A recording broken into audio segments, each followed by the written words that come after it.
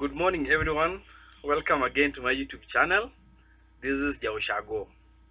And please, if you are a first time viewer or a first time visitor, please take a chance and give me a thumbs up or a like. You can also subscribe. And today's episode, I want us to go to Homabay County. It is account number 43, and I want to take Homabay to the world. Homabay is historically and mythically a scenic place for visit. So please, I want to give you a story about a place in Homabay where when you'll be free, or a time will come that you'll be free, please take a chance and visit this place. That is Nyandiwa in Suba, where we have a story of this legend that is Nyamgodho Wuod Ombare. I think many of you have heard about this story about Nyamgodho Wuod Ombare, but I want to bring it in my understanding or how the story goes according to me. So Nyamgodho Wuod Ombare used to stay in a village called Nyandiwa. Nyandiwa is found in Suba. So in Nyandiwa, Nyamgodho was not a well-off man. Nyamgodho was a ever drunkard, ever drinking, and was from a poor background. So each and every evening, Nyamgodho used to go to a bosa den, or we can say an alcohol den, where people relax in the evening after a hard work during the day, just relax their mind. So they used to go there, Nyamgodho with his age mates or with his friends. They go there and relax. So one day, Nyamgodho went fishing because Nyamgodho's homestead was just adjacent to the lake. Remember, Nyandiwa in Suba is just adjacent to Lake Victoria. So Nyamgodho was a common fisherman whom everybody knew in the village. So one time, he went and casted his net in the lake and left there. So early in the morning, he went to pull the net back to see whether what the net has catch, so that he can go and sell and get living out of that. So that morning when he went to draw back the net was so heavy for Nyamgodho to pull by himself. So he called his fellow men or his fellow fishermen to come and help him draw the net back to the shore. So the friends came and they drew the net back to the shore. To their surprise, the net did not catch any fish. Instead, a beautiful young woman was trapped in the net. We don't know how about or where she came from, but we would need to know that Nyamgodho caught a beautiful young woman. So the debate was, after she was brought to the bank, the debate was who is she going to stay with? And the woman suggested that the owner of this net is going to stay with me, and I'm going to marry the owner of this net. Remember, Nyamgodho was a bachelor. He didn't marry at that time, so he was there. You know, marrying goes with wealth. So when you don't have wealth, it is tiresome, it is stress to marry. So Nyamgodho, because he had nothing, could not marry because he had no financial support that he could give to his married wife or to the family. So Nyamgodho accepted this woman as his wife, and they stayed for several years. In the process of their stay, Nyamgodho started. No, before they stayed, this woman told the people or the clan of Nyamgodho, where Nyamgodho was coming from, that they should build a granary, they should build a cow shed, and they should build a chicken cage or a house where chicken would stay. And people were worried, hey, how? We are building all these things for what reason? And Nyamgodho has nothing. Okay? The woman told them just build. So the men went around, built those things that this woman ordered them to build. So they built, and after 1 year of their stay, wealth started streaming into the village of Nyamgodho. Okay? Wealth, cow, wealth in all sorts, in all kinds. Cow, hen, sheep, all those started streaming in to Nyamgodho's homestead. Where were they coming from? They were coming from the lake, or from the lake where this woman was caught from. So Nyamgodho became wealthier, and the villagers started respecting him, because long time ago the source of respect was wealth. So Nyamgodho was damn wealthy, and remember, he was doing alcohol. So he continued going to the alcohol den to drink with his friends, though now in a wealthy state. So Nyamgodho, remember, wealth comes with pride.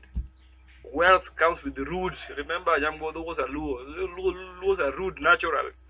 So Nyamgodho started becoming rude. So there's a day he came back from drinking, and it was late. Then he told his wife open for him the door. Then the wife said, "Ay, it's too late." The wife started complaining why he's ever coming late and disturbing her from her sleep. So because the wife complained, Nyamgodho started beating this woman.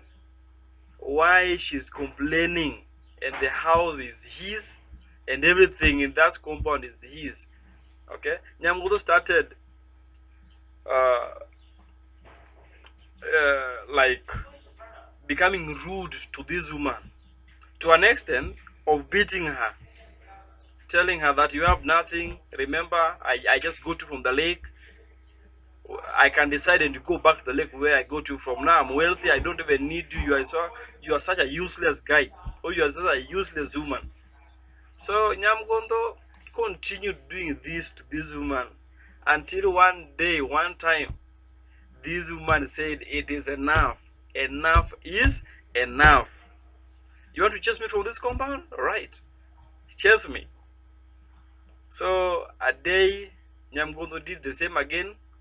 Then the next morning, this woman started walking back to the lake where she was caught. And to your amazement, as the lady was going back to the lake, she was calling back. She was calling all his wealth back with him. So she was in front. The cows were coming. Hen followed. All the cattle, every wealth that she came with, followed her back to the river. So at first, Nyamgodho didn't realize the seriousness of this woman. But as the wealth, or as the cows started going one by one, and Nyamgodho was now left empty, like the compound was now becoming empty. Now Nyamgodho realized, this thing is serious. Let me follow. This is my wife, and let me beg her to come back to me. So Nyamgodho thought, Nyamgodho reacted very late, and by the time he was running behind his wealth, he reached at the bank of the river, or of Lake Victoria. He found all the wealth has gone into the lake, plus the woman. So Nyamgodho stood there staring. Nyamgodho stood at the bank staring at his wealth going down into Lake Victoria. So Nyamgodho, because of a shock, I don't know what, Nyamgodho died there, staring at the what? At the well. And the myth and the story goes around that Nyamgodho turned into a tree at the bank of Lake Victoria, around Nyandiwa in Suba.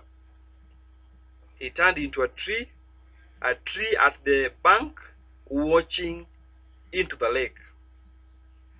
When you go to Nyandiwa game right now, you will see that tree. That tree is there at the bank of Nyandiwa. That tree is there. People believe it is Nyamgodho. So that tree is there. When you take a panga and you cut that tree, instead of water coming out, it is blood which comes out. When you pick a leaf of that tree, it is blood that comes out. And when you check at that path going to the lake where Nyamgodho is, you will see the marks or the footmarks of cows, the footmarks of hen, and the footmarks of goats going into the lake, even up to now. So when you want to go and see Nyamgodho's tree, a tree, or Nyamgodho who turns into a tree, and that tree is still there up to now, please go to Nyandiwa game. You will see a tree that when you cut, water is not coming out, but blood coming out. When you pick its leaf, it is blood which comes out from the peak. When you look down at the foot of that tree, you will see the footmarks of cows, hens, and goats. Those were the wealth of Nyamgodho. So Nyamgodho is still there up to now. And when you look beyond the tree, you will see Nyamgodho's homestead. Yeah, nowadays it is fenced with it has a wall of stones fencing the compound. So you'll see the compound of Nyamgodho. The compound is just directly opposite the lake, and you can see the lake very clearly. And down to the beach, or down to the bank of the beach of the Victoria or Lake Victoria, you will see a tree that is believed to be Nyamgodho. And when you cut it, blood comes out. When you pick the leaf, bloods come out. When you look at the foot, you will see the footprints of cows, hen, and goat. Up to this point, bye-bye.